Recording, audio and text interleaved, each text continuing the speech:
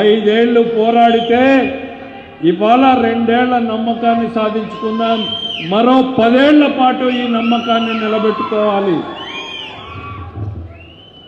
పల్లె పల్లెలోనూ యుద్ధం జరిగితే 5 ఏళ్ల పాటు ఈరోజు వేదిక మీద ఉన్న వాళ్ళందరం కూడా ఎమ్మెల్యేలుగా ఉన్నాం.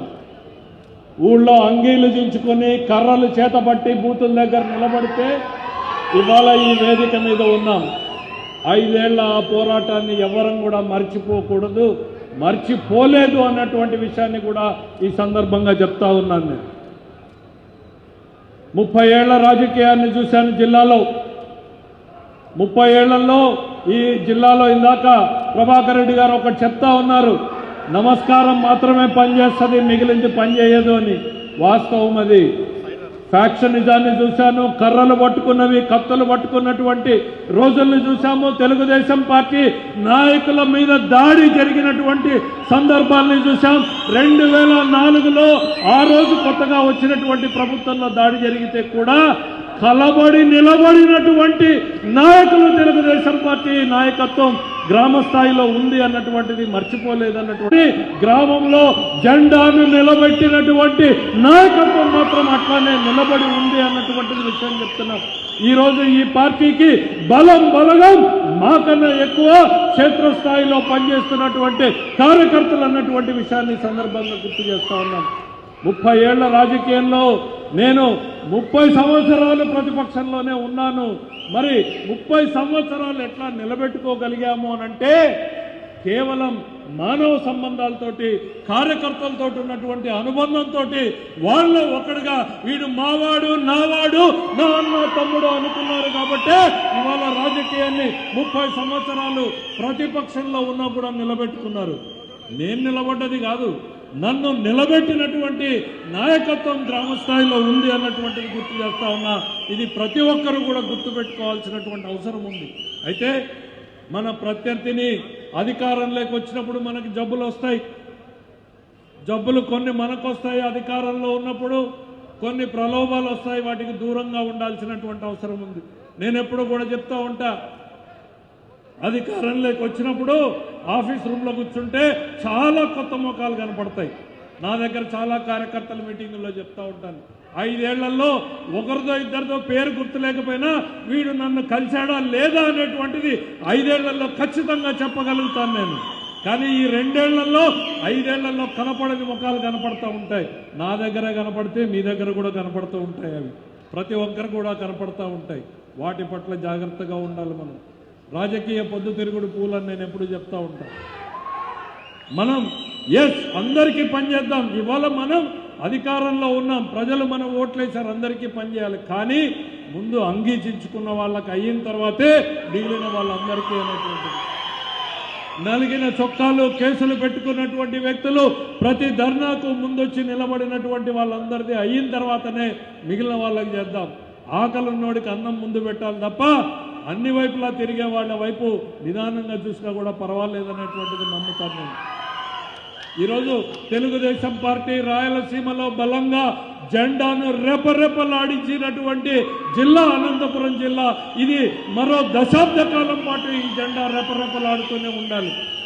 ఈ జెండా నీడన పెరిగినటువంటి వ్యక్తిగా నాకెప్పుడు కూడా ఒక కొరత ఉండేటువంటిది, ఒక పార్టీ కార్యాలయాన్ని నిర్మించుకోలేకపోయామే అనేటువంటిది. అతి తొందరలోనే అద్భుతమైనటువంటి పార్టీ కార్యాలయాన్ని జిల్లా ప్రాంగణంలో నిర్మించుకోబోతున్నాం అనేటువంటి తెలియజేస్తా ఉన్నాం.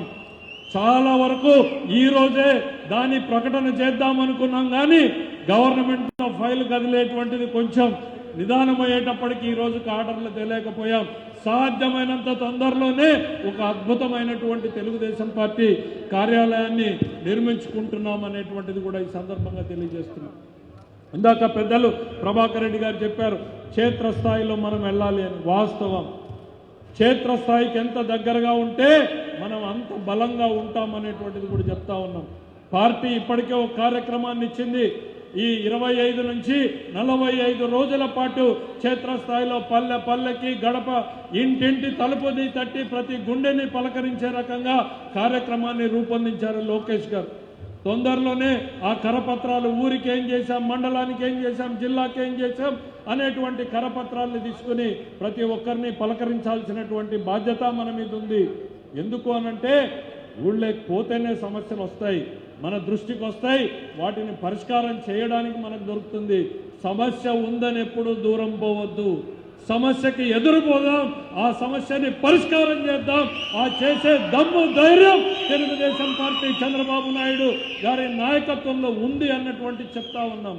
5 ఏళ్ల పాటు రాష్ట్రాన్ని భ్రష్టు పట్టించారు, రాయలసీమని మళ్ళీ రాళ్లసీమగా మార్చేశారు. ఒక్క ఇరిగేషన్ ప్రాజెక్టులో ఎక్కడైనా మీకు గుర్తుందా కాలువలో గంప మన్ను తీసినటువంటి సంఘటన ఎవరన్నా చూసారా అని అడుగుతా ఉన్నా. ఒక గంప మన్ను తీయలేదు, 1 మీటర్ కాలువ తవ్వలేదు. మళ్ళీ మొన్న ఖద్దరు చొక్కాలు వేసుకుని పెద్ద వేదిక పెట్టుకుని రాయలసీమ ప్రాజెక్టుకి తెలుగుదేశం పార్టీ అన్యాయం చేసింది అని చెప్తా ఉన్నారు. నేను ఇవాళ ఈ వేదిక మీద నుంచి కూడా మళ్ళీ చెప్తా ఉన్నా, ఇంతకుముందు మీడియా మిత్రుల ద్వారా వాళ్ళకి చెప్పాను, అయ్యా ఆగిపోయింది 2022లో జగన్మోహన్ రెడ్డి గారు ముఖ్యమంత్రిగా ఉన్నప్పుడు మీరు చేసినటువంటి దుర్మార్గ పనుల వల్ల కోర్టు ఆపేస్తే చంద్రబాబు నాయుడు గారికి ఏం సంబంధం అని నేను అడుగుతా ఉన్నా. రెండవ ప్రశ్న ఒకటి అడిగాను నేను, ఆ రాయలసీమ లిఫ్ట్ వల్ల అనంతపురం జిల్లాకు ఎన్ని వేల ఎకరాలకు నీళ్లు వస్తాయో చెప్పండి, ఏ తాలూకాకు వస్తాయో చెప్పండి. తాడిపత్రి నుంచి వస్తాయా, గుంతకల్ నుంచి వస్తాయా, లేక ఇంక ఆ పక్క నుంచి వస్తాయో చెప్పండి. అది మాత్రం చెప్పరు. వచ్చే రాయలసీమకు అన్యాయం జరిగింది, రాయలసీమ లిఫ్ట్ ఆపేశారు. నేను ఇవాళ సవాల్ చేస్తా ఉన్నా, ఈ జిల్లాలో ఏ తాలూకాలో ఎన్ని ఎకరాలకు నీళ్లు వస్తాయో ఆ రాయలసీమ లిఫ్ట్ నుంచి చెప్పండి అని నేను అడుగుతా ఉన్నా. ఆపేసింది మీ సమయంలో మీ చేతగాని దద్దమ్మ పనుల వల్ల ఆ రోజున రాయలసీమ లిఫ్ట్ ఆగిపోయింది. దానికి చంద్రబాబు నాయుడు ఏ రకంగా కారణం అవుతాడంటున్నా. ప్రజలకు మళ్ళీ చెప్తా ఉన్నాం, నమ్మొద్దండి, మాయ మాటల్ని నమ్ముకున్నారు. ఎన్నికల్లో రాజకీయ నాయకుడు గెలుస్తాడు, ఓడతాడు. నేను గెలిచాను, ఓడిపోయాను. ఓటమి చెందిన రోజున నేను నేర్చుకున్న గుణపాఠాలు ఎన్నో ఉంటాయి. ఎందుకు దూరం అయ్యాం, ప్రజలను ఎట్లా దగ్గర కావాలి అనేటువంటిది ఆలోచించుకోవాలి. కానీ జగన్మోహన్ రెడ్డిలా మార్పు లేదు. 151 సీట్లు 11 సీట్లు పడిపోయినా కూడా మళ్ళీ అదే అసత్యాల్ని నమ్ముకున్నాడు, మళ్ళీ అదే దుర్మార్గాల్ని దౌర్జన్యాల్ని నమ్ముకునేటువంటి ప్రయత్నం చేస్తున్నాడు. రప్ప సిద్ధాంతాన్ని కార్యకర్తలకు ప్రచారం చేస్తూ ఉన్నాడు. ఎక్కడో మర్డర్ జరిగితే దానికి ఒక కులం రంగు పూస్తాడు, లేకపోతే ఓ మతం రంగు పూస్తాడు, ఓ ప్రాంతం రంగు పూస్తాడు. ప్రజలకి మొట్టమొదటిసారి అసెంబ్లీలో బడ్జెట్ ప్రవేశపెట్టిన రోజు నేను చెప్పాను, సిగరెట్ మీద ఒక బొమ్మ వేస్తారు మనకి, తాగితే ఆరోగ్యానికి హానికరం అని. అవునా కాదా? దాన్ని చూసి చాలామంది, మీరు చెప్పండి, మనం స్కూల్లో పోయేటప్పుడు ఎంతమంది సిగరెట్లు తాగుతుండ్రు, ఇవాళ ఎంతమంది తాగుతున్నారు? తగ్గినారా లేదా? పదే చెప్తే తగ్గే వాళ్ళు ఉంటారు. ఇంట్లో పెండ్లాం కొడుకులు చెప్తే మానేసే వాళ్ళు కొంతమంది ఉంటారు. వాళ్ళు కూడా ఇంకా మొండిగా మానుకోకుండా ఉండే వాళ్ళ కోసం సిగరెట్ ప్యాక్ మీద బొమ్మ వేస్తారు, క్యాన్సర్ ఉండే వాళ్ళకి. అవునా? అదన్నా చూసి మానుతారు అని. ప్రజలకి మనం అట్లా నిరంతరం చెప్పాలి, ఈ వైసీపీ గొడ్డలి పార్టీ సమాజానికి హానికరం అనేటువంటిది మళ్ళీ చెప్పాలి. వైసీపీ నెవర్ అగైన్, కూటమి వన్స్ అగైన్, కూటమి అగైన్ అండ్ అగైన్ అనేటువంటిది మన నినాదం కావాలి. ఇది ప్రజల కోసం పనిచేసేటువంటి పార్టీ, ఒళ్ళు దగ్గర పెట్టుకుని పనిచేసేటువంటి పార్టీ. చంద్రబాబు నాయుడు దగ్గర నుంచి ఇక్కడి వరకు కూడా అహంకారం ఎవరి కళ్ళకు కూడా ఎవరికి